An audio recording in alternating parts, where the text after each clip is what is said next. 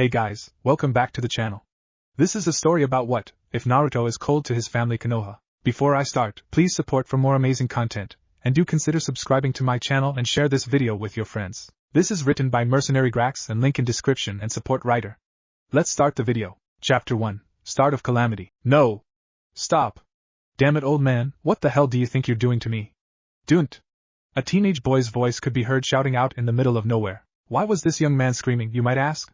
An elderly gentleman and self-proclaimed super pervert going by the name Jiraiya currently had this young man in a tight hold. However, it wasn't this fact that had the young man screaming his head off. No, he was standing at the edge of a canyon, preparing to throw the blonde teenager into the abyss below. Jiraiya, tiring of Naruto's loud screams in his ear, lifted the whiskered teen up to eye level and said, "Relax already and stop screaming at me. I know what I'm doing. Now, if you want to survive, you might want to get the summoning technique right this time. Good luck." And with that, he raised Naruto up before chucking him down into the ravine. Geez. What a pain in the ass. If he wasn't such a shitty ninja, I wouldn't have to take such drastic measures. I expected a bit too much from him, I suppose. No matter. He'll be fine. And with that, Jiraiya shrugged his shoulders and walked away. One way or another, he really didn't care. Meanwhile, plummeting further and further down into the dark abyss, Naruto had stopped screaming and began to come to terms with the fact that he was about to die. He didn't even want to sign the damn Toad contract. Naruto would have much rather preferred to sign the snake contract like Anko had, but she didn't feel he was ready to utilize them in a manner similar to her just yet. With a sigh, he decided to go for broke and tried to grab a protrusion jutting out from the nearby cliffs. Sadly, this just resulted in Naruto's left palm being split open and blood to start spraying from his new wound. However, he didn't scream. No, he was used to pain. Pain didn't really matter anymore. Dying would sure suck, but, at this point, he didn't really care. Oh sure, he would have loved to make a real difference in the world, but he knew his life sucked. Nobody truly cared about him. Not the old man that currently held the title of third Hokage of Konohagakure. Not the chefs at the ramen stand he frequented.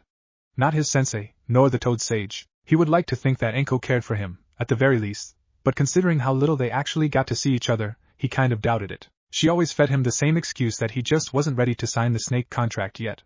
He wasn't ready to learn her skills. Same bullshit, different days. Then there was his stalker, Hinata Hyuga. She was a nice enough person, but she honestly scared him somewhat. Part of the reason for his timidity around her was the fact that she scared off all other girls that came anywhere near her desired husband. Or rather, future husband, if she had anything to say about it. Returning to the present, Naruto watched as the ground began to come up faster and faster.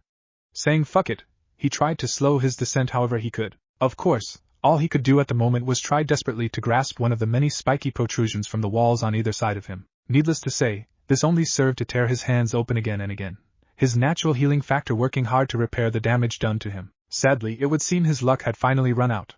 At some point, he began tumbling after hitting one of the protrusions, hitting the various spiky protrusions on his way down. Now, as his body hit the ground, it felt as if all of his bones had broken upon impact.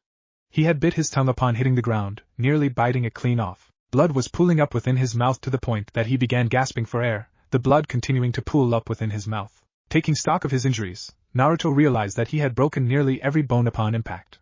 Broken pelvis, broken neck, broken legs, etc., etc. Closing his eyes, he let his head rest against the dirt beneath him, and let out a pained cough. If this is how I die, then so be it. I'm tired of all the pain. I wanted to prove everyone wrong about me, but who really cares at this point? Fuck it. I think I'll just rest my eyes for a while. As Naruto began to lose consciousness, he failed to notice that his blood was seeping into a strange symbol on the ground. Slowly, ever so slowly, dark light began to illuminate the bottom of the ravine. Whatever it was, this dark energy seemed to be coalescing into a humanoid form, until eventually it took shape and stared down at the young man. The manifestation of darkness stepped up to the boy's body and reached out with its senses. It soon realized that the boy was dying, though that wasn't a surprise. A fall like the one he had suffered would have killed just about everyone. Still, the being sensed something within the young one and decided to do something for him. Kneeling down, the figure lifted Naruto's head up so he could look the boy in the face. After a moment, he spoke a few magic words and watched as the boy's eyes and mouth shot open suddenly. He wasn't breathing, but that didn't matter in this moment. Now that the eyes and mouth were open, it could enact its plan. So, looking deep into the teenager's eyes, the dark being dispersed into a fine mist and began to force itself into Naruto's body via the eyes, nostrils, ears, and mouth. The entire time, Naruto was screaming as this dark energy did more than just envelop him. It was forcing its very essence into his body and soul. Eventually, the dark mass was gone and Naruto's body began to convulse. Thankfully for Naruto, he had lost consciousness once again from the sheer pain his body was in. Weirdly enough, now that the dark being had forced itself into him, a strange reaction began to take place. Throughout the entirety of the village of Konoha and all surrounding areas, the great power of the Kyuubi no Yoko was suddenly felt in one large burst. Needless to say, this caused a great deal of panic within the people and they began to take shelter, fearing for their village and their families. However, what everyone saw was most assuredly not the Kyuubi coming to slaughter them as it had 14 years ago. No, the visage of a fox's head appeared in the sky and let out a roar that echoed throughout the elemental nations. Then, as quickly as it had appeared, it was gone. Now that the giant demon fox was gone, people began to breathe sighs of relief. A great many of them wanted to thank whoever had finally managed to rid them of the blasted demon fox. After all, they had tried to follow the Force wishes by killing the beast responsible for his death and the deaths of many, many others. But no matter what they tried, the damned brat would always heal and was seemingly impossible to kill. So the fact that the monster would no longer be tainting their hallowed village had many of them cheering. Meanwhile, back in the ravine, Naruto's body floated off of the ground and began to undergo a change. Slowly, darkness seemed to ebb from Naruto's body until all that could be seen of him was his eyes and mouth. When it finally was absorbed back into his body, Naruto stood there looking over his body to the best of his ability. The blonde was now taller, and there was no longer any baby fat on his body. He was more muscular than he was before, and he certainly felt a great deal stronger than he ever had. However, he noticed that, while he still had access to his chakra, it seemed to have been amplified to a ridiculous degree. The whiskered teen sighed and scratched the back of his head as he realized his chakra control had likely been shot to hell as a result of his changes. He also felt a new power, one he was unfamiliar with. And yet, a voice whispered in his head that what he now had access to was a vast pool of something known as mana, which could be used to power his brand new magic that had been granted to him. Looking at his left arm, he saw that it had transformed into a type of demonic-looking arm. His fingers looked like shadowy claws and his arm looked misshapen and malformed. However, he could feel an immense power in his arm, so he lowered his arms to his side and took in a long breath, letting it out slowly afterwards. Count to 3 in his head, he swung his arm and watched as long blades of darkness shot down the path, carving trenches in the ground and destroying everything it touched. Such was the power of ultimate darkness, he supposed. Focusing for a moment, he tested to see if he could transform his arm back to normal. When it reformed into a normal, human arm and hand, he smiled in satisfaction. Good, he muttered to himself in a deeper, more gravelly voice. Shrugging his shoulders, he looked at his right arm and willed it to transform as well. As he shifted it into a variety of forms, he was pleased to see that he could do pretty much whatever he wanted with his new body. After running a number of tests to determine what he could do, he soon stopped and looked upwards. I'm going to use this power to become the symbol of peace for this world or become the one thing they fear above all else. Either way, I will bring peace to this warring world. The people may have changed since your time, Heldalf, but they're no less terrible. Something obviously has to be done, and there are no longer any shepherds to interfere in my quest. As for this curse, looking at his hands, Naruto soon clenched them into fists, and chuckled darkly to himself. The curse of immortality.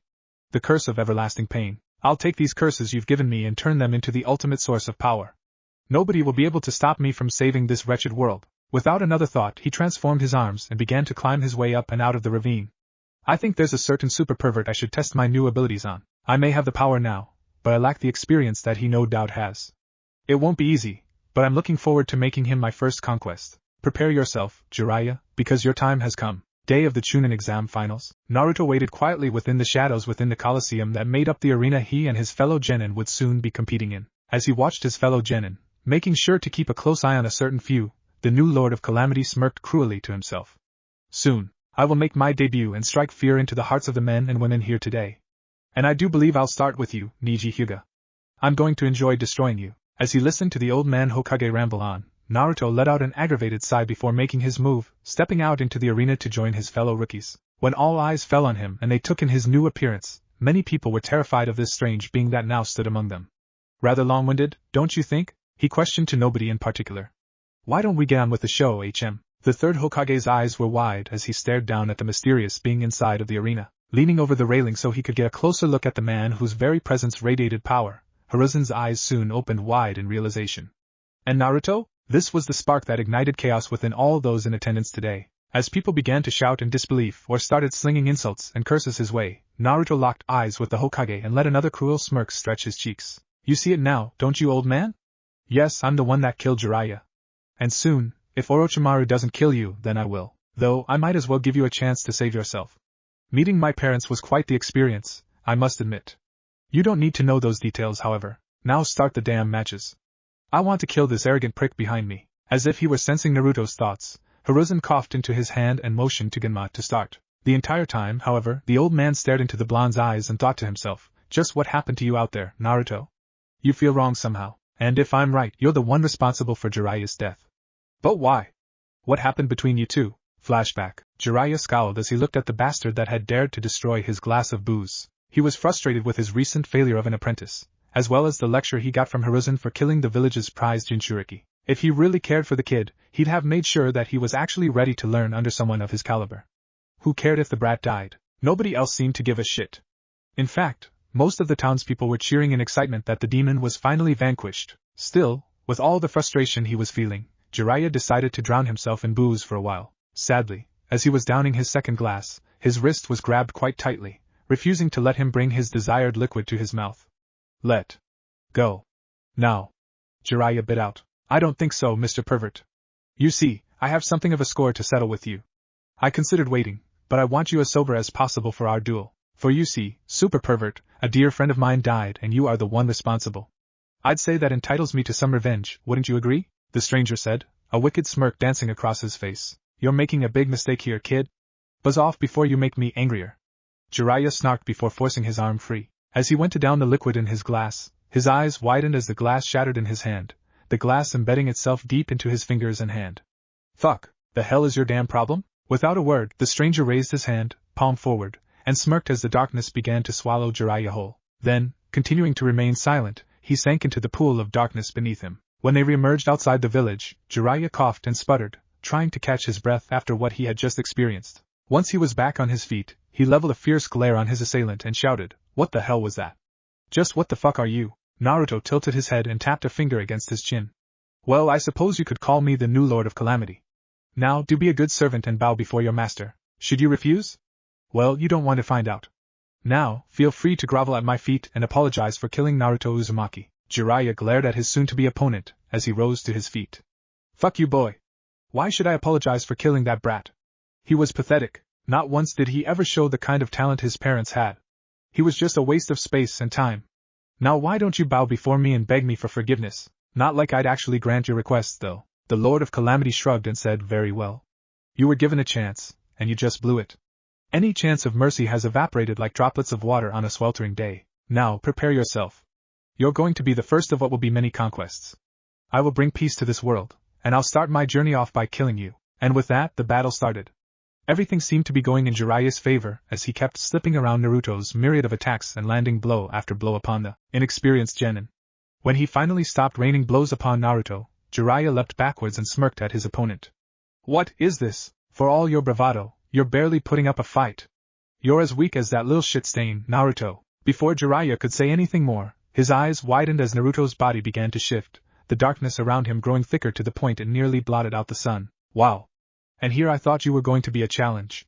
I guess you're probably the weakest of the three Sannin if this is all you can muster. The fuck are you talking about?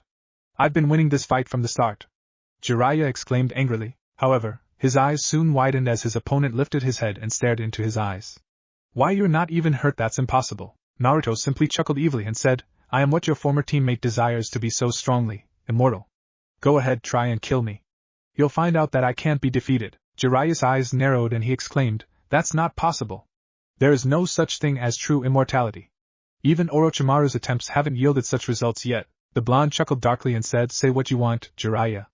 I'll make a believer out of you before I finally end your wretched life." And with their piece said, they began to battle once more. After some time, Jiraiya plunged a kunai straight into Naruto's heart, causing him to stumble back and cough up blood. "Ha! See? How does it feel to die like the bitch you are?" Slowly, the Lord of Calamity took hold of the kunai and pulled it out. Looking at his blood upon the blade, Naruto smirked and tossed it back to Jiraiya. "I think you misplaced that. Would you care to try again?" The white-haired man's eyes widened in disbelief. Slowly, he took a few steps backwards, fear beginning to overtake him. "This isn't possibly this can't be real. It must be the booze. Yeah, that's gotta be it. I'm having some kind of horrible dream. You want me to apologize for what I did to Naruto, right? Well, I'm sorry. I didn't mean for the kid to die. Honest. TSK. Jiraiya, you should know better than to lie like that. We both know you never cared for him one way or another. As for this being a dream," Naruto disappeared in a burst of speed before reappearing with Jiraiya's severed arm in his hand. This came off far too easily. I expected a bit more resistance than this. Do tell me, though, does it hurt?" Jiraiya blinked his eyes a couple of times as he tried to register what had just happened to him. When the pain finally registered, he screamed loudly enough that the birds in the trees were frightened from their perches. "What did you just do to me, you bastard?" Naruto chuckled sinisterly and said, "I do believe I took your arm. Would you care to have it back?" Before Jiraiya could reply, Naruto flashed in front of him and began to clobber Jiraiya with his own arm. The entire time, he was laughing maniacally, clearly enjoying the torture he was putting the old bastard through. When he was finally finished with the dismembered arm, he tossed it aside before transforming his arm and gripping Jiraiya's face tightly. As the claws dug into his skull, Jiraiya screamed again and began to beg for mercy from his opponent. However, Naruto felt nothing and didn't care for the concept of mercy. Instead, he crushed Jiraiya's head, the blood and brains flying everywhere. "Farewell, you old bastard. If you happen to be granted a new life after this one, I do hope you turn out to be a better person. If not, well, I'll just keep killing you as many times as it takes for the message to sink through to your tiny little brain." Without speaking another word, Naruto raised his hand and used the power of darkness to create the visage of a skull for everyone within the village to see. Once he was sure he had everyone's attention, he disappeared into the darkness once again, leaving before anyone could possibly find him. Present, locking eyes with the aged Hokage, Naruto smirked and pointed his right index finger towards him. With a sinister grin, he mouthed, "You're next." Afterwards, he turned to face his opponent for the first match of the finals. The other finalists had already left for the waiting area. Meanwhile, Neji glared at his opponent and said, "Just because you've changed your appearance doesn't mean you'll win this fight, Naruto Uzumaki. Fate has chosen me to be the victor today, not you. You're just a clanless loser destined for failure since day one. If you're smart, you'll concede victory to me and run off with your tail between your legs." Naruto simply stared into Neji's eyes, a very tiny smirk tugging at the corner of his lips. Slowly, he brought his hand up to his mouth and let out a loud yawn, just to make sure everyone's attention was on him.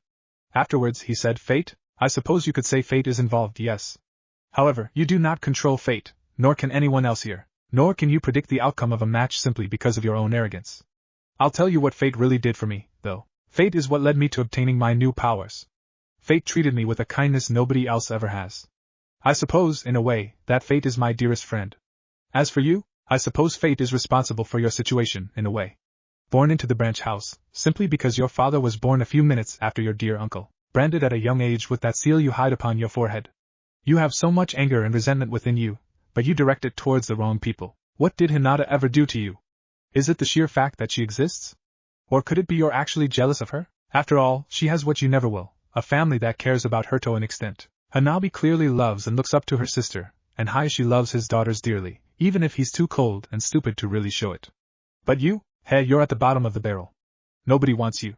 Nobody needs you. You're destined to fade away in the sands of time while others make a name for themselves and actually become what you dream of being, free and happy. I suppose I'd be doing you a favor by ending your life here.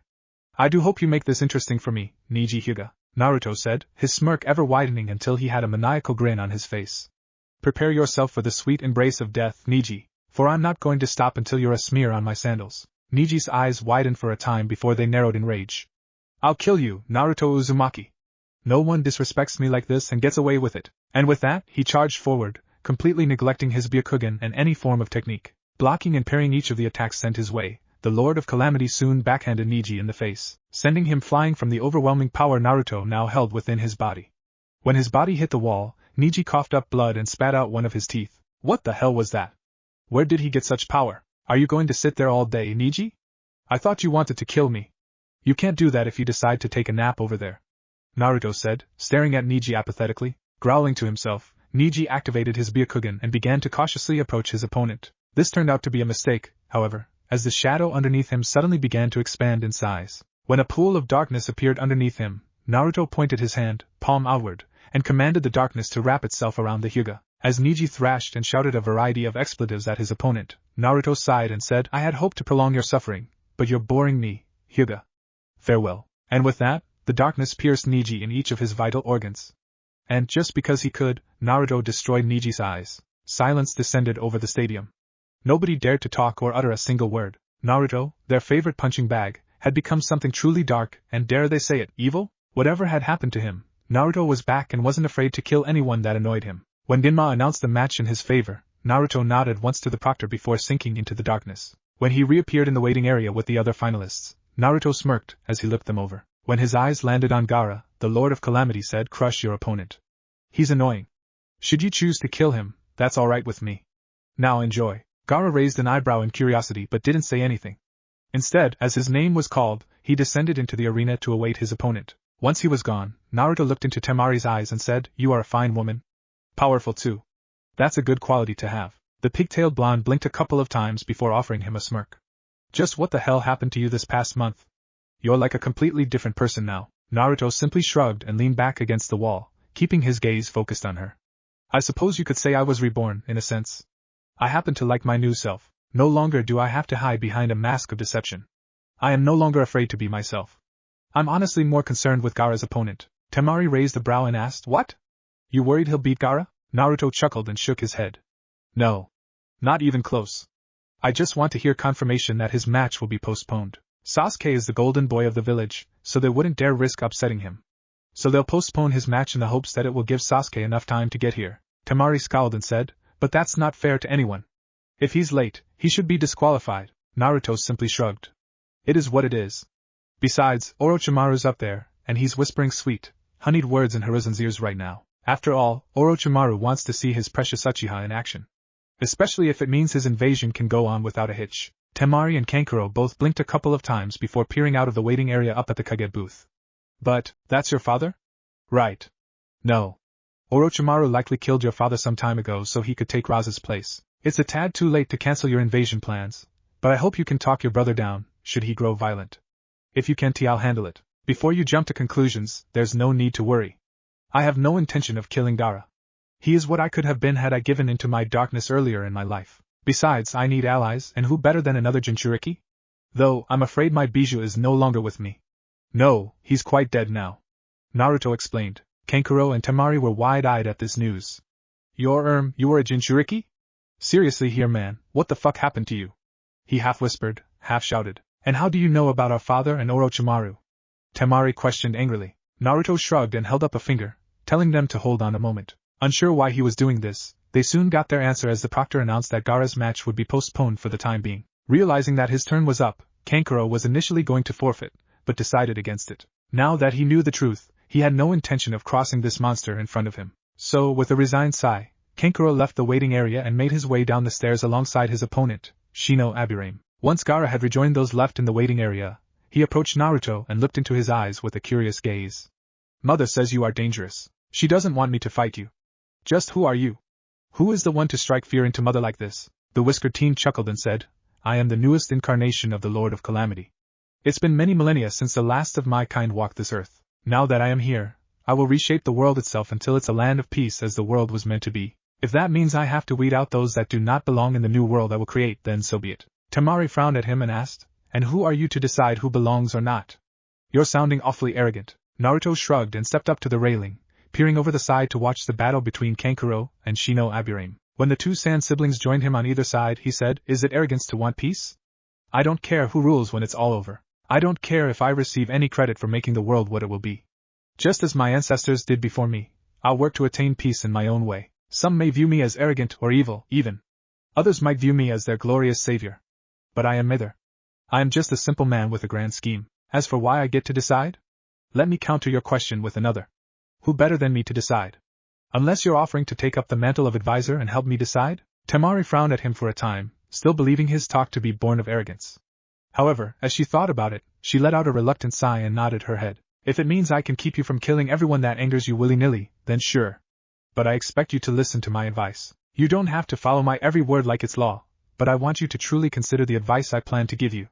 Is that understood, mister?" Naruto chuckled for a time before saying, "Very well. You have yourself a deal, Temari Osuna. What say you, Gaara of the Sand? Will you join me? Or will you stand against me?" The redhead frowned and shook his head. "Neither. Mother is wary of you. She says not to trust you. But I do not wish to fight you. I am conflicted." The whiskered teen simply shrugged as he watched the end of the fight down below. Both Shino and Kankuro had succumbed to their injuries, chakra exhaustion, and poison. When they were both rushed out to receive proper medical attention, Naruto turned his gaze to Temari and said, "Your turn. Give me a good show, Temari-chan." Temari smirked at him and nodded without a word. Afterwards, she glided down to the ground on her fan. "He may be odd and kind of arrogant, but he doesn't seem like a bad guy. Guess we'll see though." Meanwhile, up in the waiting area, Naruto turned his gaze to Shikamaru and pointed down at the arena floor. "Move it, lazy bones. I want to see this fight. You really don't want to annoy me." The Nara male frowned for a time before releasing a heavy sigh. "Whatever," he said before he began his descent. If he was going to fight, He was going to take his time and try to formulate some kind of plan based on the terrain and his knowledge of his current opponent. Back in the waiting area, the blonde looked at his sole companion standing there beside him. So you hold number 1, don't you? He asked. Gaara frowned but nodded his head slowly in confirmation. Yes, I see. You look like you've never slept a day in your life. I assume there's a good reason for that. Naruto questioned. Yes. If I sleep, mother comes out to play. I have not permitted myself to sleep in many, many years. Gaara explained. I see. I'll have to fix that. However, my knowledge on seals is limited at the moment. Give me time and I will devise a stronger seal to help you. Naruto said. You would strengthen my seal? Gaara asked. The Lord of Calamity shrugged and said, an ally shouldn't have to suffer as a result of a shoddy seal. What kind of leader would I be if I didn't take care of my own people? All Gaara could do in response was nod to this. Instead of speaking any further, he and Naruto turned and watched the fight taking place down below. At the end of the fight, Naruto sighed and shook his head. Lazy Bones is going to forfeit. Lazy bastard. Before Gaara could question him, they both heard Shikamaru say, I forfeit. Hearing this, Gaara blinked and asked, with one? Naruto chuckled softly and said, indeed he did. He doesn't care though. Advancing in rank doesn't matter to him. He'd say it's too troublesome. Shrugging his shoulders, he nodded to Gaara and said, if your opponent doesn't show himself this time, you have my permission to kill the bastard. And if he does show himself? I give you my permission to kill the bastard. Despite himself, Gaara chuckled and said, very well. I will put on a show worthy of the Lord of Calamity. As Gaara descended to the arena and Temari stepped up to him, Naruto smirked and said, this should be fun to watch. I do hope your brother makes that arrogant punk suffer. I never did like Sasuke. Arrogant, stuck up, and rude. I honestly don't understand why girls like that kind of boy. Temari sighed as she leaned against the railing on his left. Hell if I know. I'm a girl and even I don't understand my gender. I'm sure they can spout out reason after reason for wanting a guy like that, but it would all be utter nonsense, I'm sure. Naruto chuckled and said, we're in agreement there.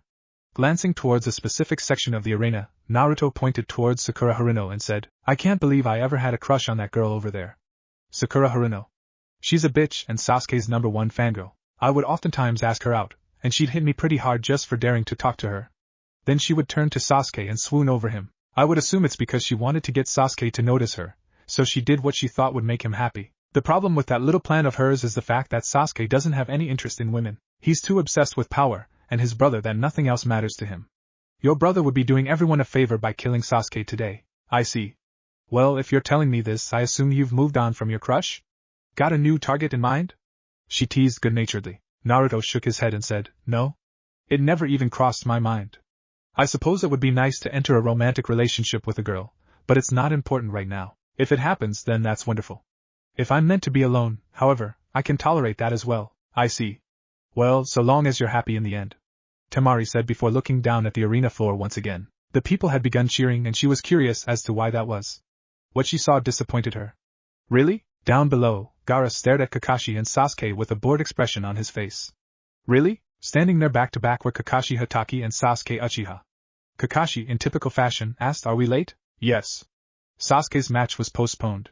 If it was up to me, I'd have disqualified him by now. You and your student are setting a terrible example, Kakashi. Now get out of here so they can start their match. Genma said irritably. Kakashi chuckled a bit before patting Sasuke on the shoulder and whispering something in his ear. Afterwards, he vacated the area, going to join his friends in the stands. Looking at his opponent, Sasuke smirked and said, I see you decided to show up, after all. Are you that eager to fall before me and admit that I'm your better? Gaara closed his eyes and said, you're boring me. Let's get started. Proctor, begin the match. Genma looked at Sasuke for a moment before shrugging and shouting, begin. And with that, the battle got underway. Naruto, see? He's an arrogant slimeball. Can't believe you said he was cute. Naruto teased his new friend/advisor. Temari facepalmed and slowly dragged her fingers down her face. Don't remind me, please. That was before I learned what he was like. Anyways, do you believe he could possibly win this? The whiskered teen chuckled and said, not a chance. I don't care what tricks Kakashi taught Sasuke this month. It won't be enough to help him defeat Gaara. Although, if he was foolish enough to teach Sasuke his own original technique. Temari frowned in thought for a time before asking, you can't be serious? Naruto nodded and said, the Chidori, yes. But if he's really taught Sasuke that technique, then Kakashi's an even bigger idiot than I thought he was. Sasuke won't hesitate to use such a technique on anyone that's in his way, even if it's an ally. How the hell did either of them actually become shinobi in the first place if they're so bad? Temari questioned. Naruto sighed and shook his head. I'm not sure about Kakashi, but I can tell you this about Sasuke. The council loves to suck his every chance they get if it means he'll show them favor someday. It'll never happen, but it's because of them that Sasuke was allowed to pass. And Hiruzen hasn't done anything to punish them or try to rein in Sasuke. I'm not sure if it's because he's a weak old man that's too powerless to get anything done, or if he honestly just doesn't care. Either way, the old man is a weak fool that's going to get what's coming to him soon enough. Temari let out a scoff and said, "There's really no love lost between you and your people, is there?" Shrugging again, Naruto watched as Sasuke attempted to use his speed to penetrate Gaara's sand barrier. "I care nothing for these people. I have no true friends here and no one that cares for me. Well, aside from a crazy stalker, but I try not to think about her. Besides that, you should know what the life of a Jinchuriki is like, considering your brother holds the Ichibi. I grew to hate these people. Can you really blame me?" Temari frowned and placed a gentle hand upon his shoulder. "Sorry. I didn't mean to bring up painful memories." Naruto chuckled and said, "You didn't? I don't care about these people. So they abused me? It doesn't matter in the long run. It just proves to me that a great majority of these people don't deserve to live in the world we're going to create. I suppose a few aren't all bad, but the good ones are so hard to find." Sighing sadly, he closed his eyes and said, "If only Haku had survived. She would have made a wonderful friend and a great companion." Deciding not to question him about this Haku person, she and Naruto were caught off guard when they heard the sound of thousands of chirping birds. Glancing at the fight once again, they saw Sasuke was charging towards Gaara with Kakashi's signature technique in hand, the mighty Chidori. Face-palming himself, Naruto grumbled irritably to himself. "Kakashi, you really would be that damn stupid, wouldn't you? Temari, get ready to take your brother out of here. If Sasuke tries to follow, I'll kill him myself." Temari frowned and shook her head. "Don't kill him. As much as I'd love to just let you do it, it's better to leave him alive for the time being. You don't want to bring the wrath of an entire village down on you. At least not yet you don't." Naruto frowned for a time before nodding in acceptance. "Very well. I will heed your advice. Now go." Temari nodded and together, she and Naruto leapt down into the arena. Temari immediately retrieved her brother, and began to flee with him. Sasuke tried to follow, only to receive a powerful backhand blow from Naruto, sending him flying into the nearby wall hard enough to form a large crater. "Sorry, but I can't let you harm them." Genma scowled at him and asked, "What do you think you're doing, Naruto? In case you missed it, we're being invaded. The Sand and Sound villages are invading. You're defending the enemy. That kid Gaara is likely to be their trump card, considering he's a Jinchuriki. You may not like it, but you have a duty to this village, Naruto. If you assist Sasuke in detaining them, I think we can pardon your behavior here today. Now, are you going to cooperate or not?" Before Naruto could respond in any way, the Sand sibling sensei appeared on the arena floor, attacking Genma almost immediately. Seeing that his fun was being taken from him, Naruto sighed and looked at Sasuke as he hobbled towards him.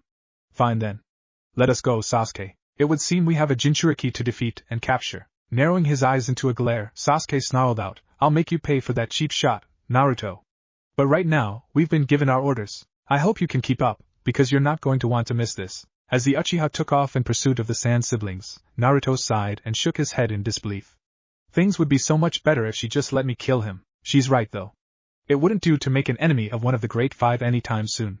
Not until I'm ready. Shooting a quick glance up at the purple barrier on the roof of the arena, Naruto narrowed his eyes and thought, "I'd prefer to kill the both of you myself, but I'll be satisfied if you manage to kill each other. If one of you actually survives, I'll just have to destroy the victor. Now, however, I want to watch the Uchiha get his ass kicked. That might actually amuse me for a bit." And with that, he took off in pursuit of Sasuke and the Sand siblings. The path to peace would be a long one, and it was bound to be plenty bloody along the way. However, he had all the time in the world to set things right in the world. After all, he was immortal now. He could afford to be patient. And with a competent advisor to guide him, he was certain things would soon start swinging in his favor. I wonder, is there a way to grant those I come to care for immortality? That's something I'll have to study. For now, I just want to alleviate my boredom, so go on my puppets dance for me. Kill each other for all I care. In the end, no matter what you fools try to do, I'll be the victor." Naruto thought to himself with a chuckle. It was good to be the Lord of Calamity. Chapter 2, Revenge. Do tell me something, Sensei. Who was it that killed that fool? Sure, Jiraiya was pathetic, but that doesn't mean he was so weak as to die fighting someone. Orochimaru questioned as he stared down his old sensei. Hiruzen scowled for a moment before saying, "I have my suspicions, but no concrete proof. I believe it was Naruto Uzumaki. I'm sure you saw it. He possesses a strange, new power. I have never seen the likes of it before." Orochimaru quirked a brow and briefly glanced down into the arena, watching as Naruto casually began to chase after Sasuke and the duo from Suna. "I highly doubt someone as unskilled and inexperienced as Uzumaki could have pulled something like that off. He's a no-talent boy pretending to be a ninja. I defeated him easily and can do so again. So what if he's different now? That changes nothing. No, Sasuke-kun's the best this village has to offer and I'm eager to run away with him," he said before cackling maniacally. The aged Hokage shook his head in disappointment. Then you're a fool, Orochimaru. You're my biggest disappointment. I should never have let you escape before. It's time I fixed that mistake. The snake Sannin scowled at his old sensei. I'm your biggest disappointment? You were a terrible sensei. Just look at your team. Jiraiya gave into his perversions and neglected his own godson. Rather than do his duty and manage that spy network of his, he would have much rather peep on women no matter what they were doing at the time. As both he and his sensei prepared to begin their fight, the Sannin continued on.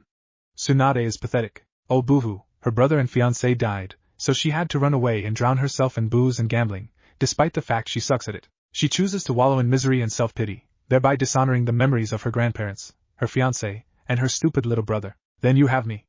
I'm probably the least screwed up out of the three of us. I'll let you in on a little secret, sensei. Danzo has been working behind your back to usurp you and take the mantle of Hokage by force. I gave that rotten excuse of a person the means to do so, too. Do I expect him to succeed? No. No, I do not. He's an old fool, perhaps even more foolish than you. All that monster has done is make more enemies for Konoha. In fact, how do you think I managed to persuade the people of Sunagakure to help me? It's because he screwed you over and made an enemy out of your supposed ally. Maybe after I've killed you, I'll pay a visit to that monster and end him as well. Actually, now that I think on it, where do you suppose he and his root are right now? Hiruzen's eyes were wide as he listened to his traitorous student. Danzo has no intention of defending the village. He's hiding like a coward. That rotten shit. Glaring into Orochimaru's eyes, he said, if you manage to kill me today, then do me one last favor, Orochimaru. Kill Danzo Shimura. Orochimaru smirked and said, I already planned to. But finishing with his hand seals, Orochimaru placed his hands on the ground and called forth 3 coffins labeled with the numbers 1, 2, and 4. Perhaps I should kill that foolish boy for daring to strike Sasuke-kun. How do you like the sound of that, sensei? Seeing the coffins rising, Hiruzen quickly threw 3 kunai, hoping to stop the coffins from rising. However, while he managed to stop coffins 1, 2, number 4 continued to rise after Orochimaru caught the kunai. Cursing under his breath, the aged Hokage prepared himself for what was sure to be a dangerous fight. You foul abomination! Desecrating the dead like this. Rather than respond, Orochimaru simply smirked evilly as the lid of the coffin fell, revealing the man within. As the figure stepped out of the coffin, all those in the immediate area were stunned to see the 4th Hokage standing before them. When Orochimaru went to insert a kunai with a seal tag wrapped around it into the back of the blonde man's head, Minato turned and smashed the palm of his hand into Orochimaru's face, breaking his nose and forcing him to drop the kunai. How? Why aren't you obeying? Minato shook his head in disappointment, and said, the only reason you could even summon me like this is because Shinigami-sama permitted it. I must follow his orders, and right now, Shinigami-sama wants your life. Farewell, Orochimaru. And with that, Minato began to do battle with the snake Sannin, though there was a huge gap in skill between the two of them, and Minato had the advantage right from the beginning. Whereas Orochimaru was only human and therefore did not have an infinite supply of chakra, Minato didn't have to worry about that particular problem. Rather than leave everything up to Minato, Hiruzen went on the attack as well, putting Orochimaru into a rather precarious situation. The Sound Four were watching in horror at the battle taking place. However, they knew that if they were to release the barrier, they'd be overwhelmed by not just the Umbu, but 2 Hokages. However, some of them were willing to risk it just to save their master. Dropping the barriers, the 3 men of the Sound Four rushed in to save their master, only to be stopped partway. As the Umbu finished them off without even a shred of mercy, Tayuya, the lone female of the group, didn't even try to resist as they restrained her, tying her hands behind her back with ninja wire. Sorry, Orochimaru, but I'm not dying for your sake. I really hope they don't kill me. Orochimaru scowled as he realized he was likely doomed. So, because he couldn't defeat Minato Namikaze, he turned his sights on his old sensei and regurgitated the Kusanagi blade, catching both Hokages off guard. Before anyone could stop him, he lunged forward and pierced Hiruzen's skull and into his brain. Once his old sensei collapsed, dead as can be, the snake Sannin turned and grinned at Minato and the various Umbu surrounding him. When he went to escape, that is when Minato struck, finishing Orochimaru off. As the Sannin's lifeless body dropped, Minato scowled and glanced at Tayuya, who was simply watching the proceedings with an apathetic stare. I can sense it. There's a fragment of Orochimaru's soul in that curse seal of hers. I am sorry, Shinigami-sama. I don't think I can fully remove this man's blight on this world. The people watched as Minato's undead body crumbled to dust. Once he was gone, one of the Umbu stepped forward and said, take the girl to Ti. Tell Ibiki to get everything he can from her. The rest of you, go and remove the invaders. Kill them, take prisoners, I do not care. Just deal with the problem. Go, yes ma'am. They exclaimed before they hurried off to repel the invaders. Once they were gone, the lone Umbu removed her mask and knelt down beside the Hokage's body. Were you serious, sir? Did you really think Naruto was behind Jiraiya's death? If he was, what should we do? He has no reason to remain loyal to the village. Naruto is a serious flight risk already. We can't just remove him, However, he's our Jinchuriki and he is needed here. I wish you and Fourth Sama could have stayed long enough to give us our orders. As it stands, Danzo is likely to take over. We can't just let that happen. So, what do we do? The answer would not come easily. Naruto frowned as he looked at the woman below him on the ground. He had been hopping from tree to tree in pursuit of Sasuke and the Sand siblings, only to suddenly sense a presence nearby. Coming to a stop, he scowled as he listened to the sounds of combat up ahead. While he would love nothing more than to go and watch Sasuke get thrashed, he had a more pressing problem to deal with. Hopping down to the ground, the Lord of Calamity looked hard into the woman's eyes and said, "Layla?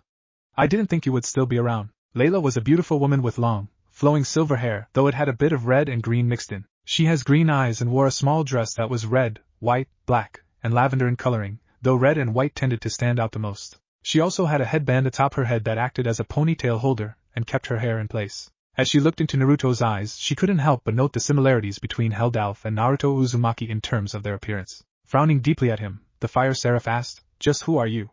"You aren't Helldelf." Sighing, Naruto reached up and scratched an itch behind his ear. "I am not Helldelf, no. My name is Naruto Uzumaki, and as you have likely already surmised, I am the new Lord of Calamity. Let me guess, the sacred blade is hidden nearby, isn't it? And if it is? What is your goal, Naruto Uzumaki? Do you plan to sow the seeds of chaos throughout the world as Helldelf once did?" Layla questioned, trying her best to remain calm in the face of the dark being before her. The blonde sighed and said, "Layla, I do not care much for this world. The people are cruel and those in charge of the hidden villages are corrupt and power-hungry. Believe it or not, I was once a human, a being known as a Jinchuriki. I held one of the 9 bijou within me, known as the Kyubi no Yoko. I was technically killed by the one known as Jiraiya of the Sannin. However, a deep, powerful darkness entered my body and revived me into what you see now. Nobody cared for me, Layla. Did you know that the people of this village actually celebrated my death? I know things weren't perfect back then when Sori, the shepherd, was still around. But people have fallen far since then. It's as though the people have become corrupted by the overwhelming darkness of the world. Finding someone pure of heart in this day and age, someone worthy to be called the shepherd, is likely impossible. I'm sorry, Layla. However, you really don't need to worry so much. I am no more evil than Sori was. I have simply been reborn as a being of ultimate destruction. I was content to simply pass away and be done with this world, but now I will shape the world in my image.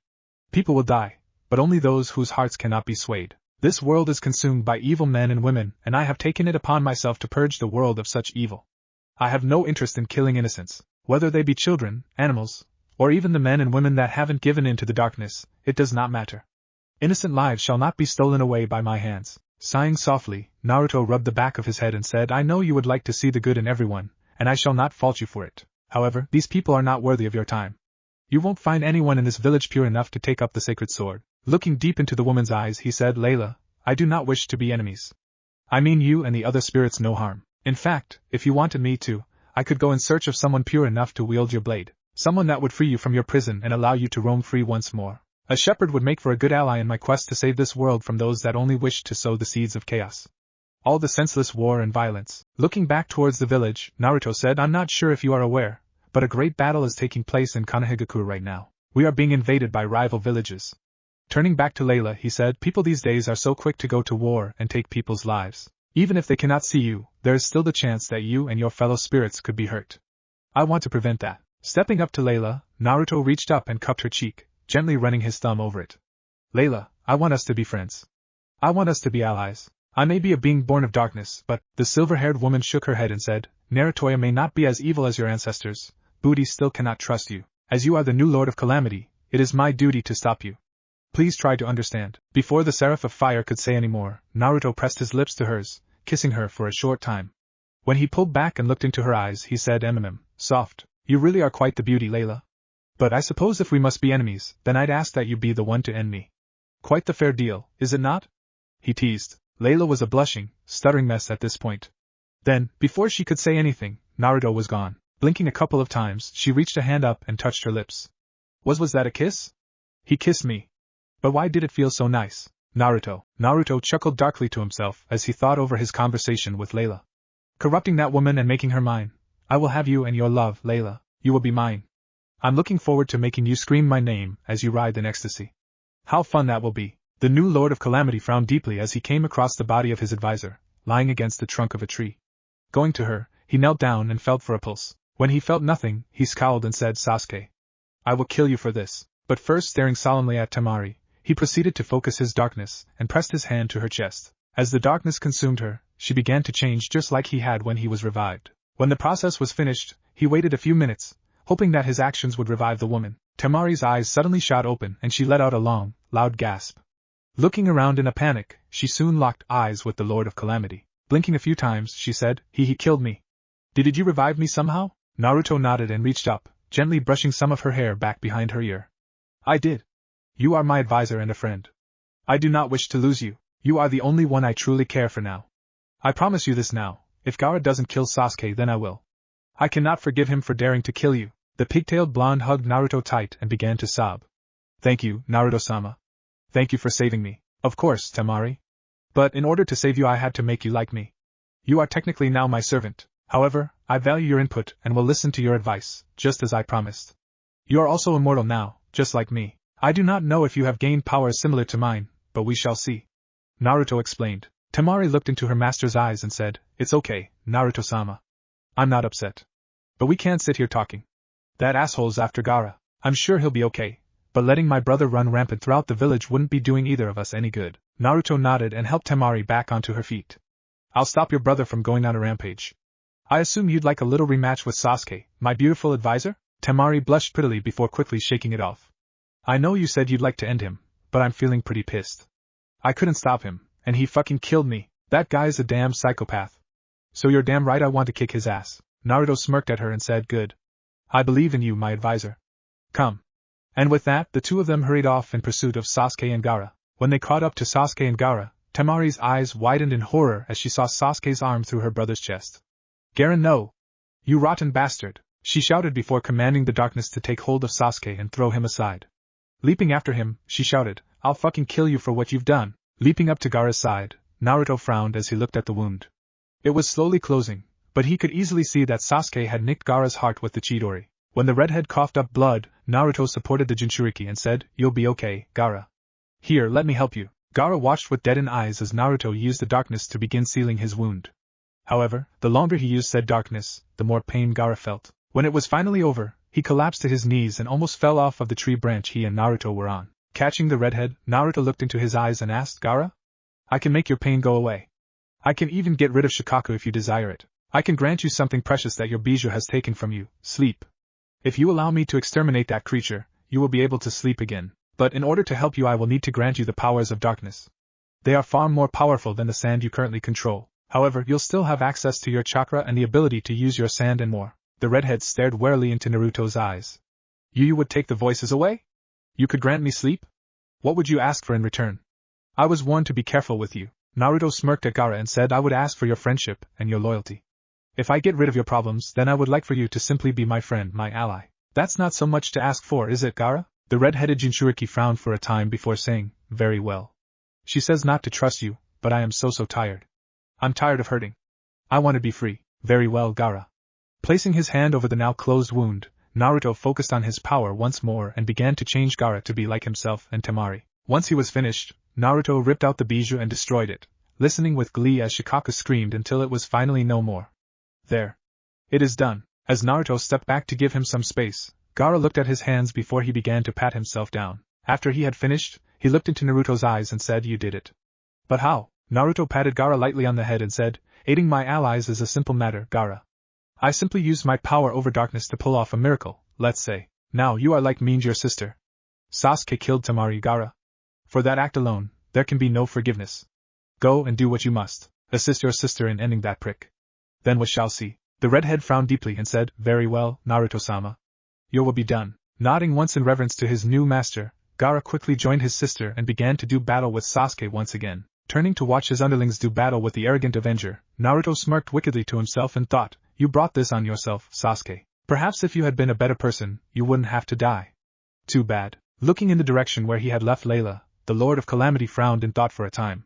Then there's you, Layla. I said that I would find someone worthy of the sacred blade, but the truth is I cannot touch it. Finding someone pure of heart in this day and age, one who can see spirits such as you will not be easy. I do not even know where to begin my search, but I assure you, I will free you from your earthly prison. But for the time being, I'm perfectly happy to corrupt you and make you my bride. Meanwhile, Sasuke snarled as he looked between both of his opponents. I killed you both, goddammit. How are you alive again? Why couldn't you two just stay dead? Temari glared at the Uchiha and said, "You're right, you did kill me. But you won't live long enough to find out what happened. Suffice it to say, my desire for revenge against you helped me to survive, tch. You know nothing of vengeance. I cannot die, you fools! It is my destiny to kill the clan slayer. I will kill my brother," Sasuke shouted as he allowed the curse mark to spread throughout his body. "Before that, I will kill the two of you. I don't care what powers you've gained or who gave them to you. You will die, not before you, Uchiha," Gaara said as he raised his hand. Sasuke smirked and leapt away from Gaara's attack. However, where he expected sand, he saw nothing but a sinister cloud of darkness. Blinking a couple of times, he activated his Sharingan and stared at the pitch-black cloud as it began to disappear. There's no chakra in that technique. What the hell is that? Before he could think on it too much, Sasuke was suddenly sent flying by an unseen attack. Grunting when his back impacted a tree behind him, the Uchiha scowled angrily to himself. "I won't lose here. Destiny is on my side, damn it. I can't be killed before I exact my revenge against that monster. If that means I have to draw on more of this damn seal's power, then so be it." When Sasuke pulled on all the power he could from the seal, he blinked before his eyelids began to close. What? Before he lost consciousness, Sasuke saw someone standing before him, defending him from Gaara and Temari. Not good. The Sand siblings glared at the one who had rescued Sasuke from certain death. Kabuto Yakushi. "Why am I not surprised?" Temari questioned as she glared at the bespectacled individual. Kabuto watched them for a time before saying, "Sorry, but I'm afraid someone needs Sasuke alive. Farewell." Quickly grabbing Sasuke, Kabuto began to flee. He knew that if he stayed to fight, he would likely perish at the hands of the two freaks of nature. "If I didn't need you alive, Uchiha, I'd have left you there, but Orochimaru-sama needs you." Once Kabuto and Sasuke were out of sight, Naruto appeared beside the Suna duo. So they escaped. Not entirely unexpected. "We'll just have to get them next time. You two fought rather well. Tell me, how do you feel?" "Pissed. I wanted to kill the little shit." But looking at Naruto, Temari smirked and said, "I like this new power. It'll take some getting used to, but it feels good. If I had more control over the darkness, I could have probably captured the both of them and done away with them." Gaara nodded and said, "It is the same for me. I still have control over sand, but I wanted to test out my new abilities." "My apologies for letting those two escape, Naruto-sama." Naruto shrugged and said, "It's fine. It's not unexpected, after all. Besides, they are no threat to us. Once they resurface, we'll kill them then. For now, let's return to the village and deal with the annoyances that dared to invade Konoha." Temari frowned slightly and asked, "I thought you didn't care about Konoha. What's changed?" Naruto shrugged again and said, "Nothing. I would love to watch Konoha burn before I reshape the village in my image. However, I want it done on my terms. I'll destroy Konoha when it's the right time. I'll kill all those who wronged me. And no, I'm not doing it out of anger or revenge. They're monsters that celebrated my death. Tell me, are they good people if they're so willing to celebrate another person's death?" Temari scowled and said, "You're right, Naruto-sama. It reminds me of how Gaara's been treated back home. It's not right. I'll help you, Naruto-sama. I'll help you however I can. Thank you." Sighing aggravatedly, Naruto began a casual pace towards the village. "Once we return without Sasuke, I'm going to get all kinds of shit, I just know it. Damned assholes. They'll blame you, won't they, Naruto-sama?" Gaara questioned, a deep frown on his face. "Yeep. Then, they'll likely put Danzo in charge as the new Hokage. If he has his way, Konoha will always be at war until they're the last one standing. He's a warmonger, and an evil son of a bitch. I think we need to find Tsunade and drag her ass back here to become the new Hokage. If they appoint Danzo as the new Hokage, I will kill him. No hesitation, no remorse. I do not care if that marks me as a traitor and a monster," Naruto said. As they walked along, Temari couldn't help but frown sadly. "You deserve so much better, Naruto-sama." "Thanks, Temari-chan. But it's okay. I am quite used to this kind of shit. Before we get to the village, though, I want to introduce you to someone. You should be able to see her now that I have given you both the power of darkness," Naruto said before he moved slightly off the path. Gaara and Temari looked at each other quizzically. When they realized that they didn't know who the heck their new master was talking about, they decided to follow him and see what it was he wanted to show them. When Layla came into view, Naruto smirked as he approached her.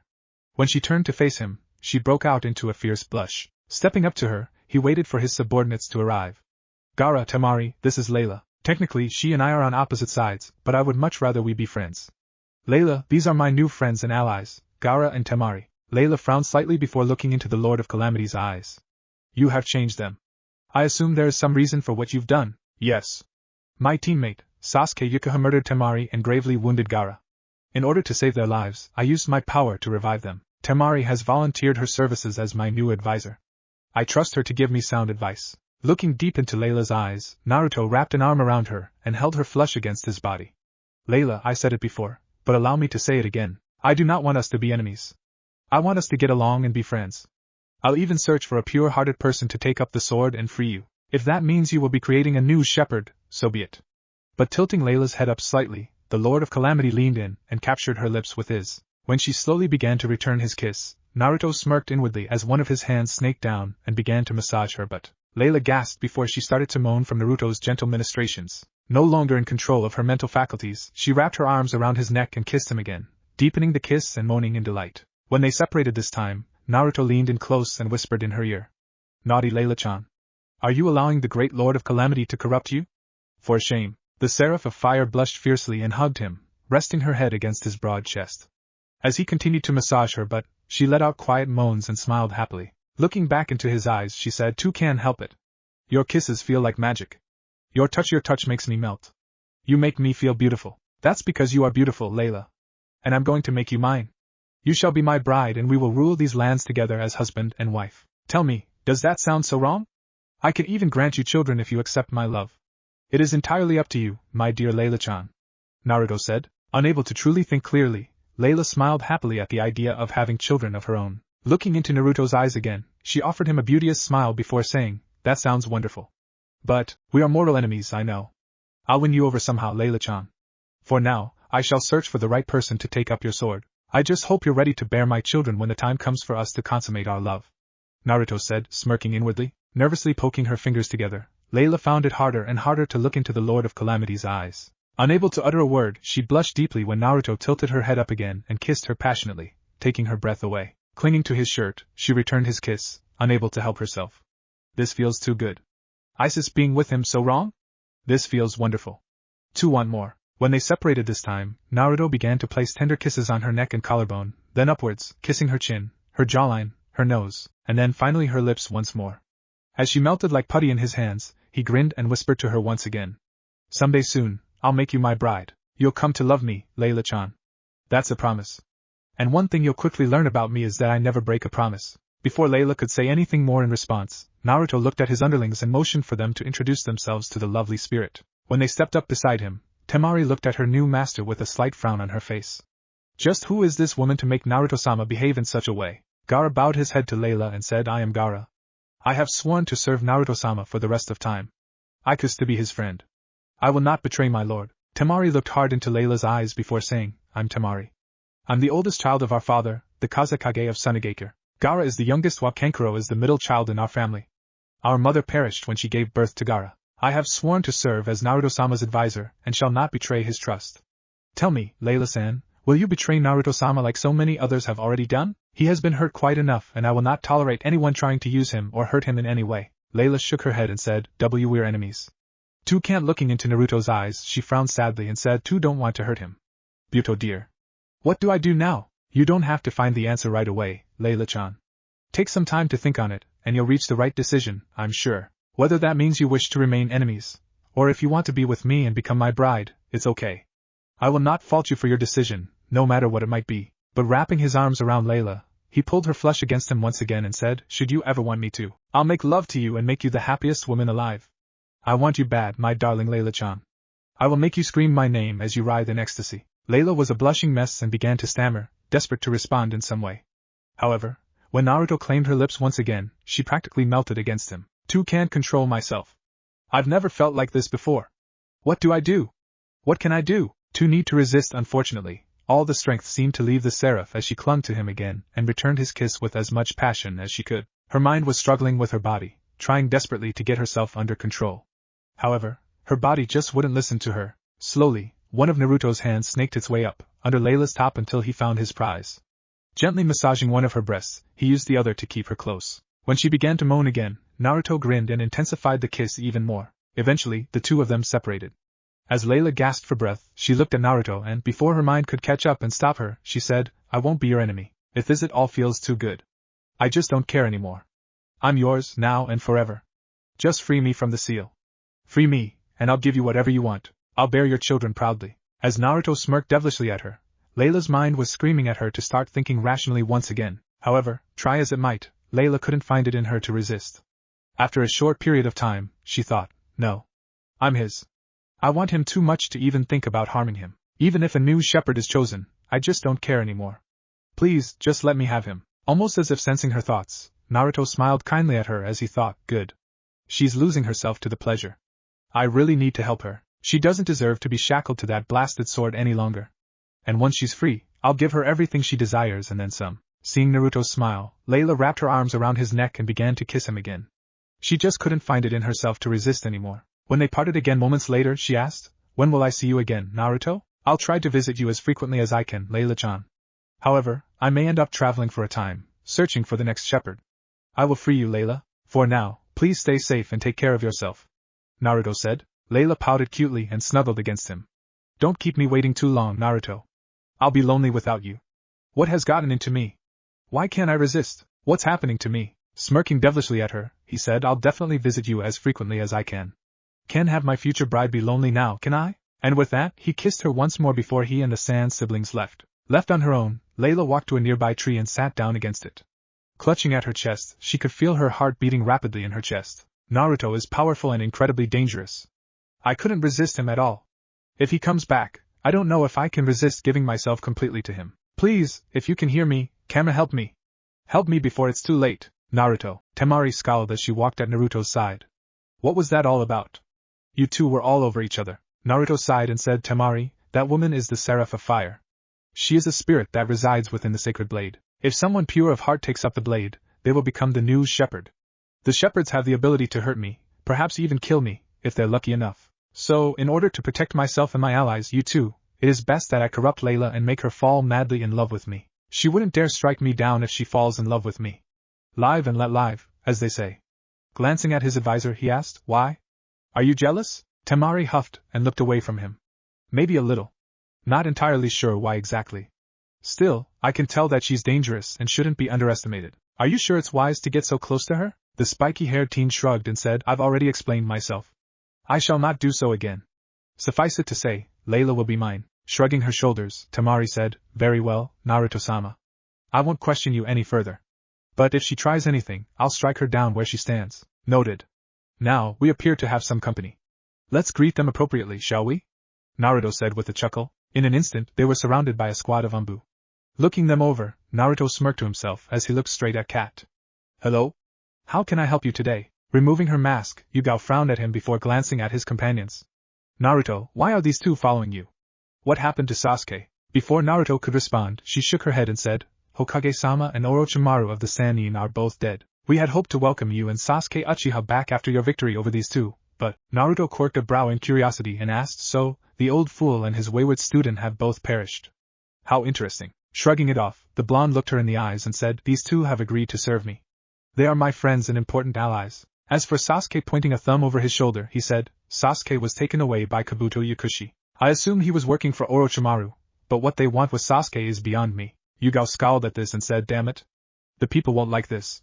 Now what do we do? Naruto shook his head and said, there honestly isn't much that you can do. The village's golden boy is gone and the village pariah, the most hated person in the village, was the only one to return from the mission. I think the best thing to be done right now is find some way to prevent Danzo from taking over as the 5th Hokage. Hunting down Tsunade and dragging her back here is probably our best bet.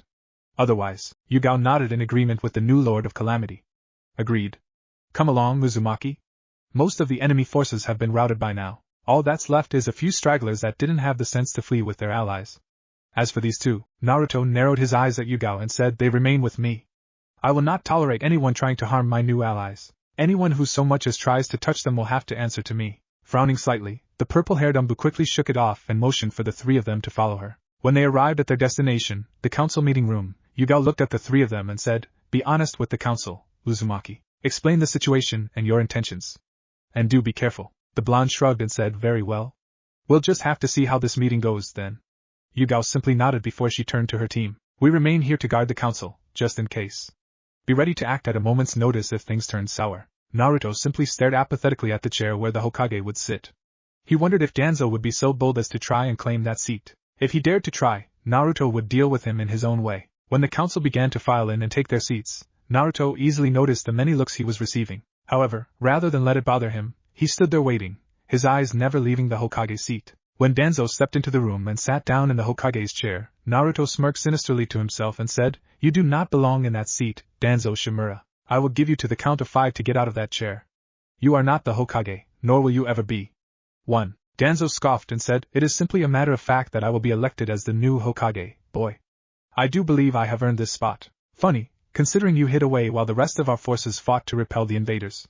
Why is that, you old fossil? By the way, 3. 4. Naruto said, a sinister grin on his face. Danzo scoffed, but didn't feel the need to deign Naruto with an answer. Instead, he tried to use his hidden Sharingan to manipulate Naruto's mind in order to make him comply with his orders. When it didn't work, his visible eye widened in horror. Sadly, for him, he wouldn't live to understand why that was. Trying to utilize that hidden Sharingan of yours to manipulate me, Danzo? Very well. 5. I gave you your chance, and you blew it, Shimura. Farewell, Naruto said before he casually raised his hand and began clenching it into a fist. As he did so, the darkness swallowed Danzo whole before turning his body into paste, never even giving the man the opportunity to utilize his hidden Sharingan to save himself. Once Danzo was no more, Naruto glanced around at the various council members. However, before he could speak a word, one of the civilian council members shouted, "That monster just murdered Danzo-sama. You, Umbu, kill the bastard." Yugao scowled at the man and said, "You do not control the Umbu. You do not have that authority. Try to command us again and I'll send your head rolling." As for Naruto Uzumaki, he gave Danzo ample warning. It is not his fault that Danzo was arrogant enough to sit in the Hokage's seat as if he owned it. Now, with Danzo out of the way, we can get the discussion underway. Who would like to begin? One of the civilians stood up and slapped his palms upon the table. What are those two doing here? And where's Sasuke-sama? Naruto sighed irritably before staring coldly into the man's eyes. Gaara and Temari have agreed to serve me. As for Sasuke, Kabuto Yakushi made off with him before I could stop him. I don't know where Kabuto has taken him, but it's my suspicion that he was working for Orochimaru. They could be anywhere at this point. Liar! I bet you were trying to kill him and Kabuto saved him from you. And you just watched as Sasuke was taken too. The same civilian exclaimed angrily. Face-palming himself hard, the blonde decided to ignore the fat bastard and look at the clan heads. Okay, since they're a bunch of idiots that aren't making any sense, what do you all think of our current situation? We need to appoint a new Hokage, and I think Tsunade is our best bet. Hayashi spoke up at this point before the civilians could continue shouting at Naruto. You are correct, Uzumaki. However, finding Tsunade to bring her back is a problem that we don't know how to solve. Jiraiya was the only one with any chance of finding her, and he was killed, so we have no way of finding her. It would be more logical to appoint someone else Hokage until Tsunade can be found. The question then becomes, who could we appoint as our temporary Hokage? Naruto shrugged and said, if need be, I'll take my new allies and try to find Tsunade myself. Someone needs to hunt her down, so I might as well try. You're just trying to run away instead of facing your punishment like you should. One of the civilians exclaimed, interrupting the proceedings in the process. Seriously, do you idiots ever shut up? The adults are talking. Children like you should just shut up and behave. Naruto said, casually waving the civilians off. Turning back to the clan heads, he asked, do you believe I should be punished for some reason? I already said it before. I couldn't stop Kabuto from making off with Sasuke. Hopefully something happens soon to ensure you can get him back.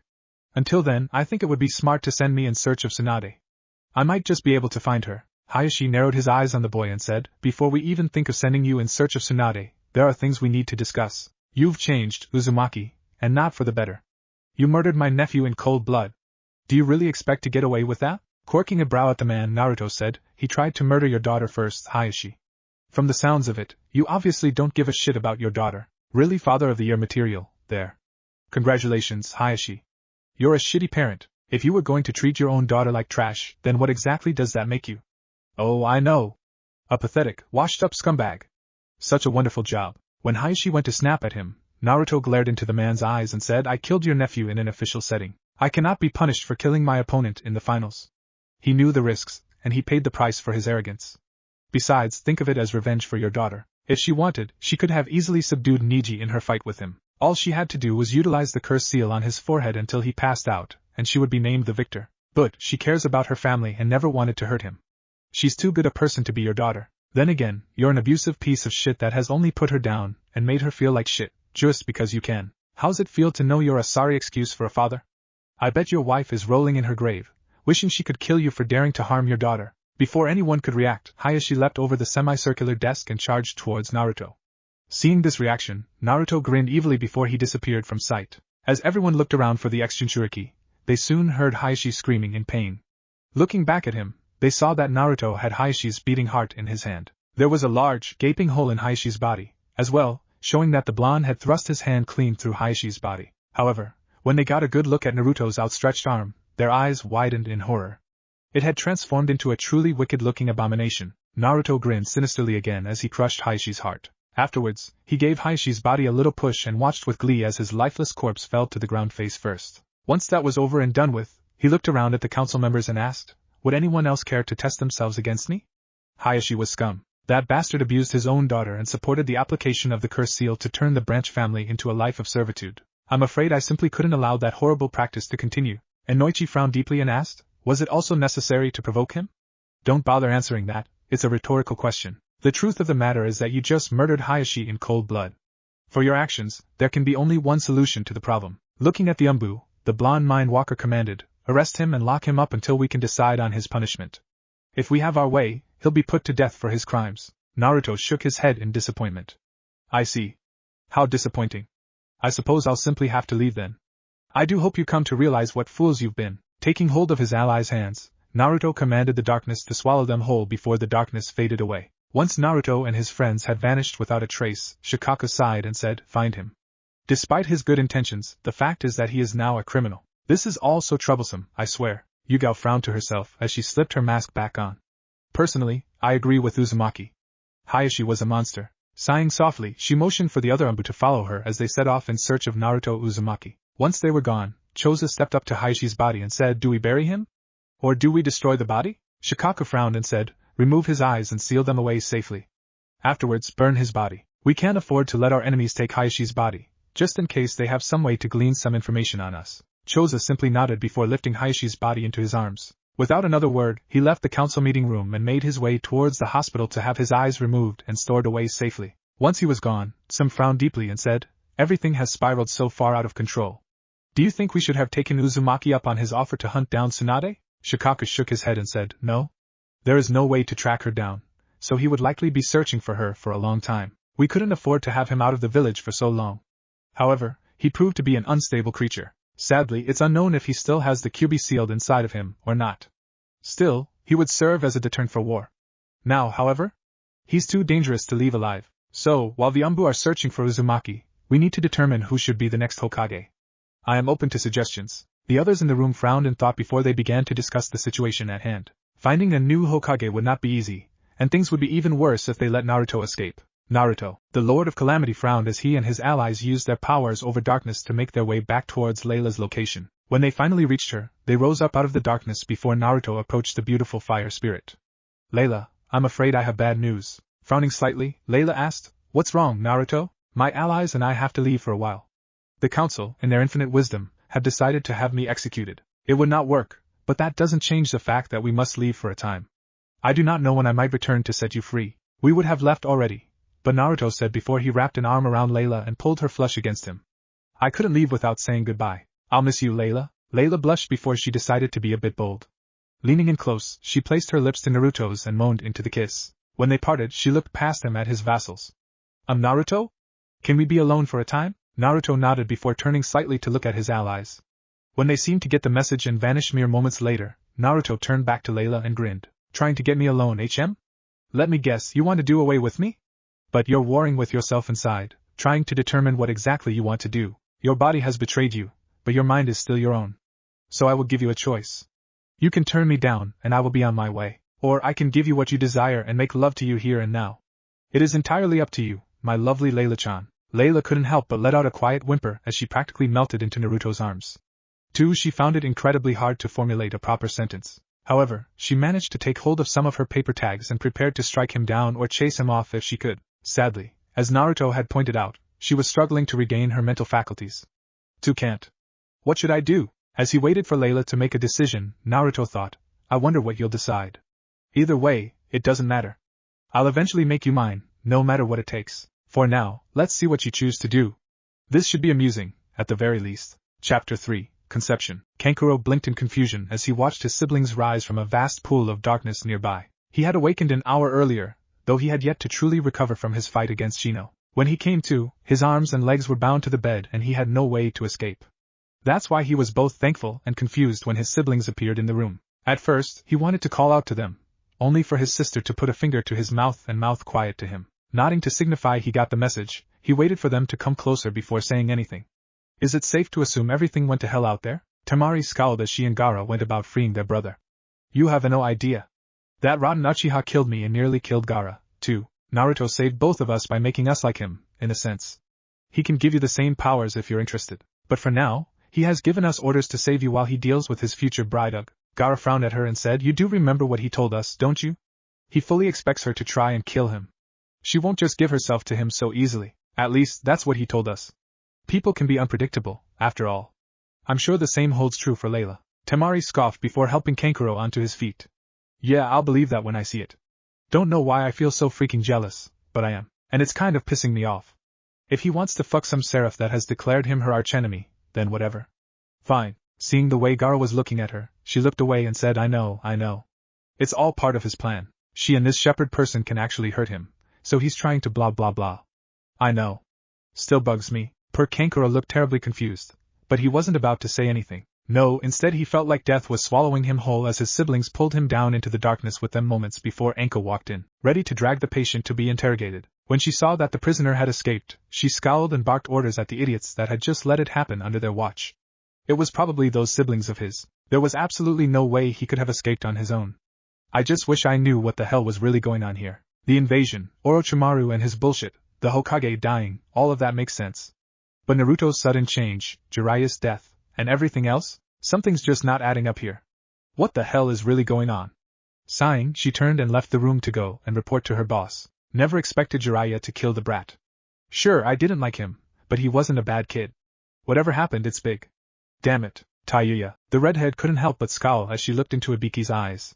She recognized his game right away. Like Orochimaru, Ibiki seemed to enjoy getting into people's heads and really screwing with them. Her mental fortitude was better than most people, and she was confident she wouldn't crack. Still, she had remained silent so far, but she knew that he might eventually change tactics to physical torture. She was not looking forward to that moment. That's when something strange happened. The light began to flicker, and darkness literally began bubbling from the walls. Both she and Ibiki were bewildered by this, and Taiyuya was trying dearly not to shit herself. Ibiki was putting on a strong front, but she was sure that inside, he was feeling the fear too. What the fuck is this shit? Ibiki took a step closer to Taiyuya, kunai in hand, and said, If this is your doing, Uzumaki, then I'll kill her right here and now. Then you'll have nothing. Taiyuya blinked in confusion before she remembered the change in that Naruto kid. What he had done scared the shit out of her, almost literally. If that crazy fucker is coming for me, what the hell should I do? Is he here to kill me? Or, cackling could be heard throughout the room before Naruto could be heard saying, and lose your only chance at finding Orochimaru's hideouts. That's a lousy bluff, Ibiki, and you know it. It was at this point that Taiyuya saw a pool of darkness slither along the floor until it settled between her and the interrogator. If that freak doesn't turn around and do something, Naruto's gonna kill him for sure. Ibiki finally sensed Naruto's presence, but it was too late. A disfigured arm shot out of the rising darkness and latched onto Ibiki's head. You Uzumaki, what do you think you're doing? Naruto's head poked out of the darkness, although, to Taiyuya, it looked as if the back of a lion's head had emerged, ready to bite Ibiki's head clean off. It was a weird thought, but she quickly shook it off in favor of watching what he would do next. I'm taking the girl with me. The clans have betrayed my trust, so I might as well gather all the allies I can and leave this wretched cesspit of a village behind. Although, I think I will try and find Tsunade, after all. Might behoove me to make a powerful ally like her.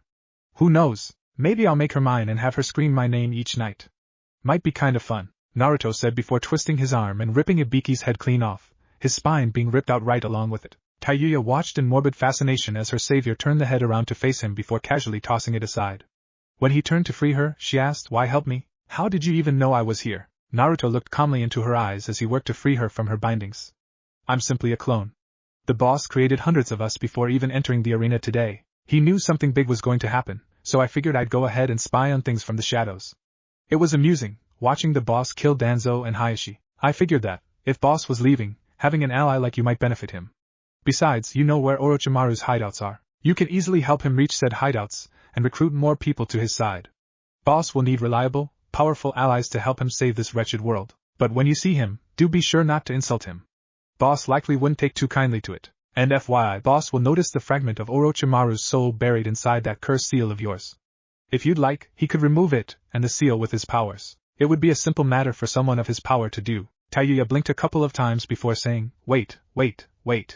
What? A soul fragment? Of that fucking snake pedo? I have a piece of that fucker inside of me? You're damn right I want that out. Hurry the fuck up and get me out of here. I want this thing gone and I want to get as far away from this village as possible as soon as possible. The clone narrowed his eyes and glared hard into Taiyia's eyes. If you try to order the boss around like that, you'd best be prepared for some pain. He will not take as kindly to it as I have. And before you go making any assumptions about him, boss is not like Orochimaru. Unlike him, boss cares about people. The boss could ensure you stay happy, so long as you treat him kindly. Taiyiya felt a chill shoot down her spine and she gulped nervously. Sorry. After what you told me, I just freaked out a little. It won't happen again. The clone nodded once and helped her up. Afterwards, he took her hand and said, might want to brace yourself. I'm not quite sure how this feels for normal people. Just try to remain calm. And with that, before Taiyiya could reply in any way, the two of them began sinking into the pool of darkness on the floor. The entire time she was sinking, Taiyia's eyes were wide and she was shivering. It feels like death is creeping up on me. This shit's insane. He really travels like this? As soon as they were gone, the room returned to normal and the door burst open, Enko and a few Umbu looking around frantically. When they saw Ibiki's body and what had happened to him, Enko clenched her fists angrily and shouted, somebody find whoever the hell is responsible for all of this. I need to inform the council of what's happened. Whoever did all of this is going to pay for it. Naruto looked sadly into Layla's eyes and said, I knew you would try and kill me to try and save yourself. I had hoped otherwise, but I am disappointed nonetheless. As I said before, I do not wish to be enemies. I would gladly free you from your burden and give you happiness beyond compare. But I understand. You are scared. What I have done to you is unfamiliar, thrilling, and terrifying all in one neat, little package. Sadly, I am afraid that you cannot strike me down on your own. You know that, so why fight? I just do not understand. Despite Naruto's words, Layla had barely done much actual fighting. She was still warring with herself internally, trying desperately to control herself and do whatever it took to defend herself, at the very least. But she recognized that Naruto's words rang true. Slowly, she stepped back until her back was to a tree and put away her talismans. Taking a few breaths to steady herself, she looked hard into Naruto's eyes and said, You're right. Fighting you is pointless. But you haven't tried to hurt me even once. You could have killed me at any time, yet you chose not to. You really don't want to be enemies, do you? Taking a few steps closer, Naruto frowned when he saw her reaching for her talismans again. Sighing softly, he smiled kindly at her and said, That is what I've been saying to you. I am not evil, Layla. I do not want to plunge the world into an age of darkness. I do not want to kill thousands. I do not want to destroy all the villages. I just want to bring peace to the world in my own way. Sadly, people will die. That is unavoidable. There will be battles and bloodshed, grief and heartbreak. But I do not wish harm upon you and your fellow spirits. Your fellow seraphs. I will do things that will make you question me, I am sure. But I want you and your friends to be happy in the new world I will create. Sighing softly, Naruto glanced in the direction of the village and said, I will admit to you here and now that I killed some of the people here. Jiraiya of the Sannin, Hayashi Hyuga, Niji Hyuga, Danzo Shimura. But more will likely die before I am able to bring peace to this world and the villages. Looking back into Layla's eyes, he smiled sadly at her again and said, Jiraiya wronged me in many ways. But one of the reasons I killed him was because he is the one that killed me and allowed me to be reborn as the new Lord of Calamity. Had I stayed dead, it would have been all right with me. I was not happy here. I was hurt in a number of ways by the people of the village. The Hokage wanted to manipulate me and use me for his own devices. I was a weapon to be used until I had served my purpose. Then I would breed and my children would be used. The cycle would simply continue until they had what they wanted from me. Sitting on the ground, Naruto looked into Layla's eyes and continued, I would continue with that line of thought, but I'm afraid we simply do not have the time. Layla frowned sadly and asked, They are hunting for you, aren't they? Naruto nodded. Yes. But I will not leave until I have finished here, with you. So, moving on to Hayashi. Hayashi abused his daughter and tore down her self-esteem and self-confidence. She became too timid and afraid. She was scared to do anything, for fear of reprisal and worse. Niji was her cousin and he attempted to kill her for a rather foolish reason. I will explain that when next we meet, if I can. When Layla's mouth dropped open slightly, he nodded and said they were cruel monsters. Hinata did not deserve what happened to her, so I did what was needed to protect her. She may have her problems, and she may be obsessed with me to a disturbing degree, but I wish her no ill will. Shrugging his shoulders, Naruto soon hardened his gaze and looked deep into Layla's eyes. Danzo. Danzo was a warmonger and an evil scumbag. Danzo wanted to conquer the other nations and cement Konoha as the supreme village. If he had his way, the other villages would be destroyed and their people slaughtered. All for the greatness and glory of Konoha. He did so many terrible things and hurt so many people. I could go into a long list of his many, many crimes, but again, we simply do not have the time. Glancing towards the village again, he said, I have set up a barrier to ward off detection for as long as needed. However, they will find me eventually, not for some time, but I would rather not risk it for any longer than necessary. Looking back into Layla's eyes, he said, I refuse to leave you without an explanation, at the very least. I would not leave you without saying goodbye. I will find someone pure enough to take up the sword. Someone that will set you free. But, as I said, I do not want to be enemies. I still want to make you my bride, Layla. I want you to bear my children. I want us to be happy together. Which is why, before I leave, I will ask you again, will you give yourself to me? Heart, body, and soul. Will you share with me your love and adoration? If you desire it, I will make love to you here and now and help ensure you become pregnant with my child. If you do not wish it, I will leave. You must simply let me know. Even if you want me to leave, I will return with someone pure of heart, someone that will be able to see you and the other spirits. They will take up the sword, and if you so wish it, they will train to one day kill me. But sighing again, he said, I do not want that. But it is entirely up to you, Layla. Layla frowned sadly at him before walking over to him. Reaching down, she helped him to his feet and said, I believe you, Naruto. I think that I would like to see the world you plan to create. I want to work together. To want to trust in you. But how do I know I can? I don't want to be hurt in the end. Reaching up a hand, Naruto moved it closer slowly, so as to gauge her reaction. When she didn't shy away, he placed his hand on her cheek before leaning in and kissing her sweetly on the lips. Layla, I will never hurt you. I will not leave you for another. But, Layla nodded and smiled slightly as she leaned into his touch. I know. Other women will likely demand your time and your love. Two may not be comfortable with it at first, but I do not want to take away their happiness. Just so long as I get to be your bride and bear your first child. Can you promise me that? Naruto smiled kindly at her and said, I promise you that you will be my first bride and first mother of my children. You will be my queen. You have my word on that. Hugging him, she leaned in and kissed him lovingly on the lips. Afterwards, she fidgeted slightly and had a deep blush on her face. Looking into his eyes, she asked, will you please? Holding her close, Naruto nodded and said, of course. We shall consummate our love, and I will ensure you will bear my child. I will not keep you waiting long. You will not have to give birth on your own. A new shepherd will be found before then. We will be happy together, as husband and wife. Bracing herself against the tree so she wouldn't fall, Layla smiled sweetly at him and said, they'll be beautiful. Be safe, Naruto-sama. I'll miss you. I'll miss you as well. Giving her one final kiss, Naruto lowered his barrier before disappearing into a mass of darkness at his feet mere moments before Yugao and her fellow Anbu arrived on the scene. Did we miss him? Just where the hell is he? One of the Anbu questioned angrily. It was quite obvious that not one of them could see Layla, which the seraph was grateful for. Yugao removed her mask and shook her head. Calm yourself. They're going to put him in the bingo book and put out a kill-on-sight order. The bounty will be high enough that it'll be impossible for people to ignore him. Naruto will have nowhere to go, and nowhere to hide. He will be dealt with soon, I'm sure of it. Layla brought a hand to her mouth and gasped. Naruto-sama. I see what you mean about these people. Please be safe out there. I don't want to see you hurt. Naruto. When Naruto appeared a few miles away from the village of Konohagakure, he looked at his allies as well as the girl known as Tayuya. A small, sad smile was on his face as he looked back towards the village. You are pregnant with my child now, Layla-chan. I will not let anything happen to you. Please stay safe. Temari frowned as she walked up and placed a hand upon his shoulder. Naruto? Will you be okay? She really means that much to you, doesn't she? The new Lord of Calamity nodded and reached a hand up, gently patting his advisor's hand. Heldelf respected her, and sorry both. I said I wanted to corrupt her and ensure we didn't remain enemies, but I do care for her. She is to birth my first child. I cannot help but worry for her now. I must find a way to free her from her burden. She deserves some happiness in her life. Turning, Naruto smiled at Temari and said, Thank you, Temari. Looking first at Kenkuro and then to Tayuya, the tall immortal wanted to say something to the both of them. However, he knew that time was not on their side. So, with a sigh, he motioned for everyone to follow him. Come. We can talk on the way. I want to go in search of Tsunade. I wish to make that woman my ally.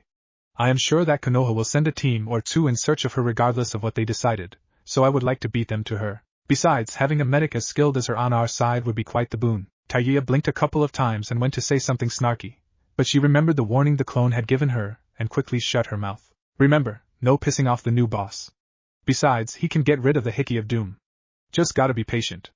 I just hope the guy's not some creep. Then again, he seems to really care for whoever it is we're leaving behind. Doesn't seem like too bad a guy. Kankuro, on the other hand, looked at Naruto curiously and asked, Who's this woman we're leaving behind?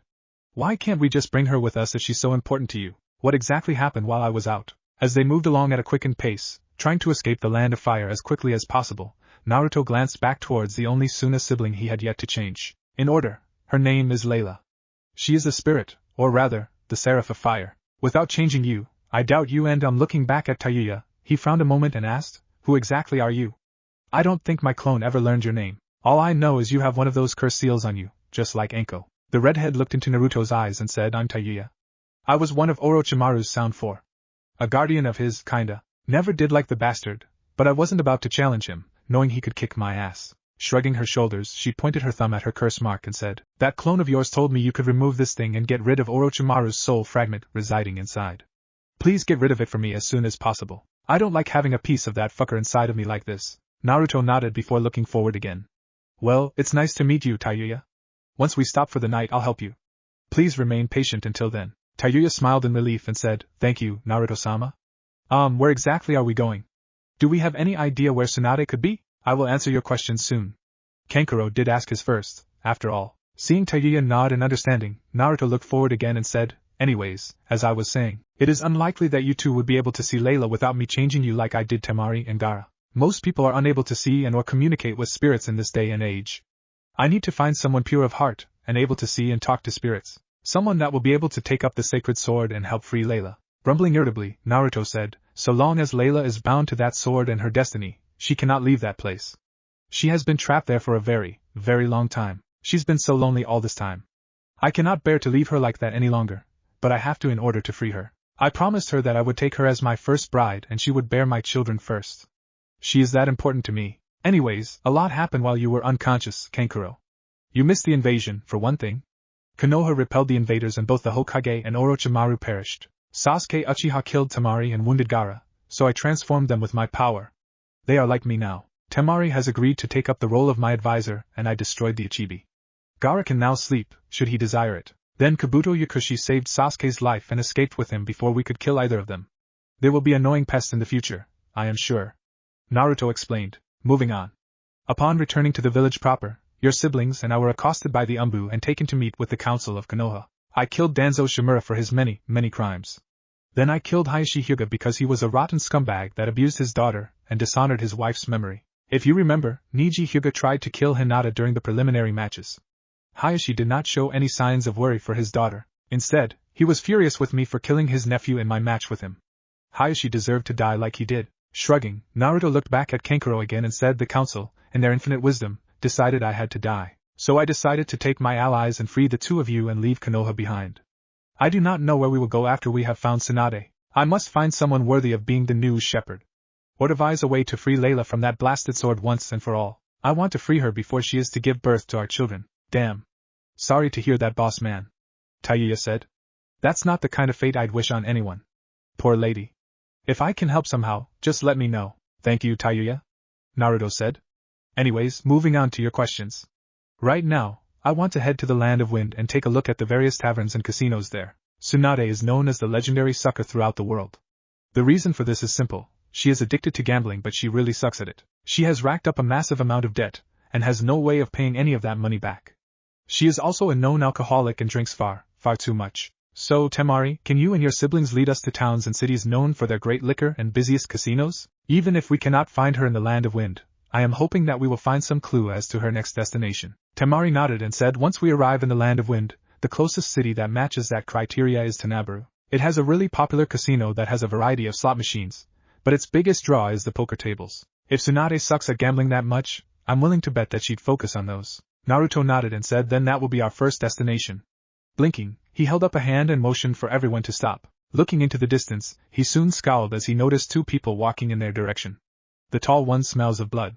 And that thing strapped to his back. Gaara nodded and said, I believe it's one of the 7 swords belonging to Kirigakure's 7 swordsmen, Naruto-sama. But I do not know which it could be. Naruto looked at the shorter of the two men and said, they are dangerous. Kankuro, Tayuya, I want you to be especially wary. You two are not immortals like we are. You can still be killed. Tayuya nodded and said, noted. Don't worry, I have no intention of getting close to these guys. I know when I'm outmatched. Naruto nodded back before looking forward again. When both men stopped a few meters from them, he looked first at the taller man before settling his gaze on the shorter of the two. Who are you and why have you come here? What do you want with us? The men silently removed their straw hats, allowing the party of 5 to see their faces. You should know me as Itachi Uchiha, kinslayer of the mighty Uchiha clan, sparing only my brother. My partner is Kisame Hashigaki. Looking calmly into Naruto's eyes for a time, he then turned his gaze onto Gaara and said, you two may look different now, but you are most assuredly Gaara of Suna, and returning his gaze to Naruto, he smirked knowingly and said, Naruto Uzumaki. Jinchurikis of the Ichibi, and the Kyuubi respectively. Naruto smirked back at him and said, I believe you mean former Jinchurikis. The Kyuubi perished when Jiraiya killed me a few weeks ago. As for the Ichibi and my dear friend Gaara here, I decided to rid this world of such an annoying creature. In other words, I killed the mighty Ichibi. So sorry. As Itachi's eyes widened, his partner began to laugh. Ha! Nice joke, kid. You can't kill a bijou. They'll just reform in a few years if you try to kill the damn things. Itachi frowned and shook his head. No, Kisame. Naruto is correct. Neither of them hold the bijou anymore. They are gone. The Kyuubi may have a chance at reforming, but I don't know about the Ichibi. Leader is not going to like this. Before Kisame could reply, Naruto grinned evilly and said, so you follow a leader, HM? The cloaks are a symbol of sorts, aren't they? You're members of an organization of some kind, aren't you? If I had to guess, you're after the bijou for some reason. Do tell me, what are you called? Where are you based out of? Why do you want the bijou? I can already guess that you do not care that forcibly removing one's bijou will kill its host. Such a shame. I have no intention of letting anything happen to my fellow Jinchurikis. Itachi frowned and gave a subtle nod to his partner. When Kisame gripped the Samehada's handle tight and prepared to take hold of his sword, Itachi looked into Naruto's eyes again and said, We are members of the Akatsuki. There are currently 9 of us in total. You do not need to know where we reside, and our reasons are our secret to keep. Now, answer a question of mine. We received news that Jiraiya has perished. Were you the one to kill him? Naruto, seeing no reason to lie, nodded once in confirmation. I am. As I said, Jiraiya killed me. I do believe I was entitled to a little payback. Do you not agree? I enjoyed slaughtering that swine quite a bit. It's just a shame he didn't put up more of a fight. And guess what? Seeing Itachi narrow his eyes at him, Naruto chuckled darkly and said, I'm going to kill your brother too. I'm going to make him suffer and beg me for mercy. Only I will not grant it to him. I will remove his eyes. I will rip out his tongue. I will ensure he dies a most gruesome death. He will never be able to avenge his clan or learn the truth behind the Uchiha clan massacre. A truth you know from first-hand experience. Do tell me, Itachi, how many pieces should I leave your brother in for you to find? Perhaps we could even make a game of it. I hide all the pieces of your brother, and you spend the next few years trying to find enough pieces to put him back together. Sounds fun, doesn't it? Itachi scowled at this and said, You will not touch him, Naruto Uzumaki. You will never get the chance. You are far too dangerous to leave alive. Kisame, even if the bijou are gone, they are a true threat to our goal.